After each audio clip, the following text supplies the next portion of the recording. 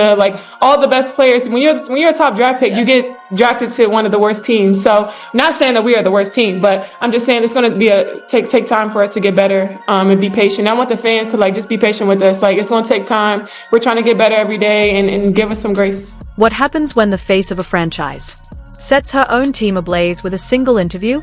When the player your front office anointed as the future suddenly dominates headlines for all the wrong reasons? That's exactly what just unfolded with Angel Reese. And the shockwaves have the whole league buzzing like a faulty arena speaker. This isn't just background noise. This is a franchise in turmoil.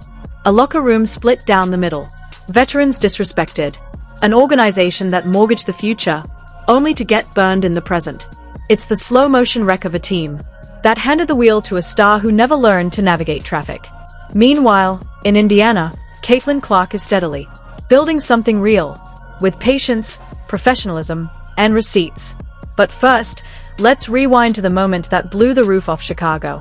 If I want to be that, and I know I'll go down in history, I'll look back in 20 years and be like, yeah, the reason why we watching women's basketball is not just because of one person. It's because of me too, and I want y'all to realize that. Like, it's not just because of one person. A lot of us have done so much for this game, and Kennedy has been here before, obviously, but there are so many great players in this league that have deserved this for a really, really long time, and luckily, it's coming now. Stop bringing me these players. I want nothing but the best. That's what Reese told reporters, and subtlety wasn't part of the delivery. With one statement, she essentially labeled her teammates disposable, making it clear she felt the current roster wasn't on her level. She said she was sick of losing, fed up with constant embarrassment, and tired of always looking up in the standings. Her answer, framed more like an ultimatum than leadership, was simple: bring in stars, or she's out. But here's the truth, that's not leadership.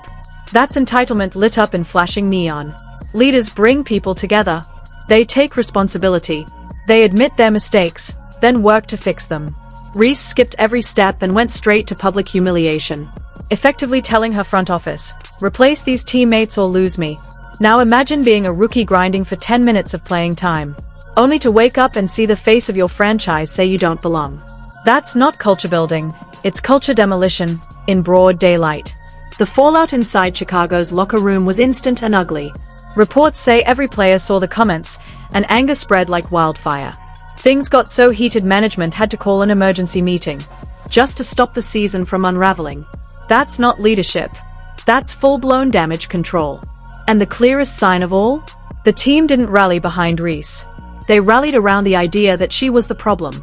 2 seconds to go. Vandersloot, the running three as time expires to give the Sky the lead at halftime. Sloot with the take. Move. What a move from Courtney Vandersloot to give Chicago the 2-point edge. Major contributors this year. Here's one. Gabby Williams on the run and the finish. Sloot with the pin-perfect pass. Here's Copper. Quick. Feeding Vandersloot. Gets hit hard. Body, bucket, and one. Filling the lane where she's usually feeding, but filling the lane, getting to the rim. One of the harshest blows didn't even fall on rookies or bench players. It hit Courtney Vandersloot squarely. Yes, that Courtney Vandersloot. 2-time champion. 5-time All-Star. A floor general with a master's degree in winning. And Reese dismissed her as too old to depend on, saying in effect, we can't count on Courtney to come back at her age. What a moment before this game started. Courtney Vandersloot getting her championship ring. A point guard on this squad a season ago. Tore her ACL in Chicago back in June and back in the building. What a special moment finally getting that championship. Let that sink in. A rookie with barely a resume took a swing at a legend with real rings and records. That jab didn't just land on Vandersloot. It echoed through every veteran in the league. You don't dismiss a point guard who's orchestrated championships. That's not leadership. That's arrogance. And here's the kicker. Vandersloot walked away from a championship-level Liberty team to help Chicago. That should have been a rallying point. Instead, Reese's reckless words turned it into a live grenade. She pulled the pin herself, and now the Sky are choking on the smoke. The problem? Chicago is already built around Reese. They sacrificed Sonia Citron, a Rookie of the Year candidate who blossomed into an all-star, just to land Ariel Atkins. Championship pedigree, Proven scoring. Veteran presence. The exact profile Reese claimed she needed. The front office shoved all their chips into the center of the table. They said, "Here's your help. Here's your veteran voice. Here's the blueprint to contend." But instead of showing gratitude and stepping into a leadership role, Reese doubled down with more demands, insisting it still wasn't enough. And she didn't stop with the vets. She aimed the same dismissive tone at the younger core.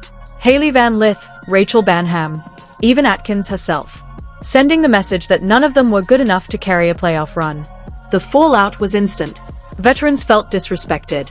Younger players felt discarded. Coaches were left scrambling just to contain the tension. Instead of uniting her team, Reese split it down the middle. The only thing the locker room agreed on was this: their so-called centerpiece was the problem. And when that belief takes root in a locker room, no highlight reel fixes it. Trust is the first thing to go, and wins disappear right after. This is where it all unraveled for Reese. Her 8th technical of the season triggered an automatic suspension. No gray areas, no special treatment. The rule is the rule. And the timing couldn't have been worse. This wasn't some random Tuesday night game. It was the league's marquee matchup, Chicago Sky versus Indiana Fever. Angel Reese versus Caitlin Clark. The league built promotions around it. Fans circled it on their calendars. Some even planned road trips just to witness it. The hype was so thick you could taste it.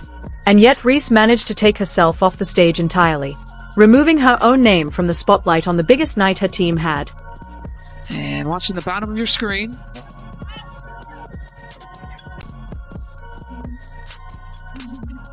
With contact by Reese. You can see Angels. On a rebound play, Reese caught Aaliyah Edwards across the head, and the whistle came fast. That 8th technical sealed it, automatic suspension, a forced seat on the sideline. This wasn't injury. It wasn't rest. It was pure lack of discipline at the very moment her team needed composure most. That's not bad luck. That's bad judgment. And it erased her from the very matchup the league had been hyping for weeks. The split screen says it all. While Reese was busy tearing the drywall off her own house, Caitlin Clark was quietly rebuilding a franchise. With patience, professionalism, and a steady brushstroke. And Cunningham is down behind the play, but they've got Caitlin Clark.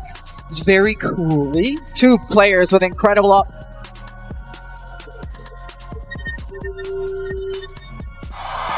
Caitlin again, she's calling for the ball from Cunningham. Clark entered the league under the brightest spotlight we've seen in years. Every move was dissected, every mistake became a segment, and from day one, she handled it like a professional. Even when sidelined, she stayed locked in. She cheered. She drew up reads for teammates.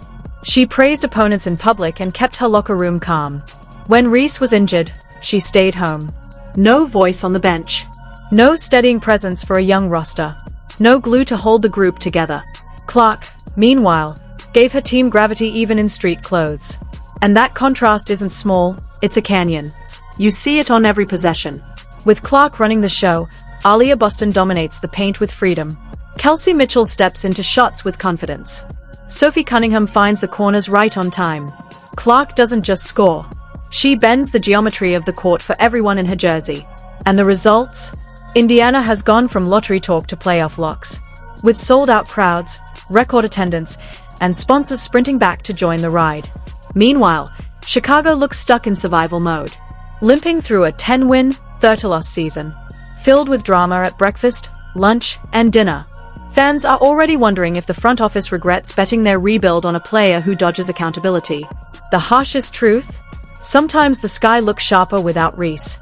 The ball moves faster, the defense talks louder, the energy climbs, and wins follow. That's not a franchise cornerstone. That's a reverse franchise player. If the floor rises when you sit down, you're not the engine. You're the anchor. So here's the defining question. Does Angel Reese even want the real job? Not the cameras. Not the brand moments. The grind of being the face of a franchise. Rumors swirl she skipped trips not to protect rehab, but to avoid more losses on the record. Clark did the opposite. She showed up, taped up, and sat with her team when nothing was left to play for. One approach builds trust. The other drains it. One franchise now has a season ticket waitlist and a 5-year runway. The other has apology tours, exit interviews, and a stack of what ifs. Indiana is rising. Chicago is unraveling. And at the center of both stories are two stars who made opposite choices under the same spotlight. Angel Reese demanded more but delivered less. Caitlin Clark asked for nothing and gave everything: presence, poise, and results. The wave is already here, and its name is Caitlin Elizabeth Clark. Smart franchises will ride it. The stubborn ones will get swept under. Indiana is flowing with the current. Chicago is burning energy paddling against it. And the difference is clearer with every game. Pressure creates steel, and Clark is forging a blueprint that could shape the next decade of the WNBA. So the only question left is this: who would you build around? Angel Reese, the baby giraffe, or Caitlin Clark, the baby goat? Drop your answer in the comments. Smash that like button if you think Chicago picked the wrong star. And hit subscribe with notifications on. Because this story, it's not cooling down anytime soon. Click the video on your screen now, and I'll see you in the next breakdown.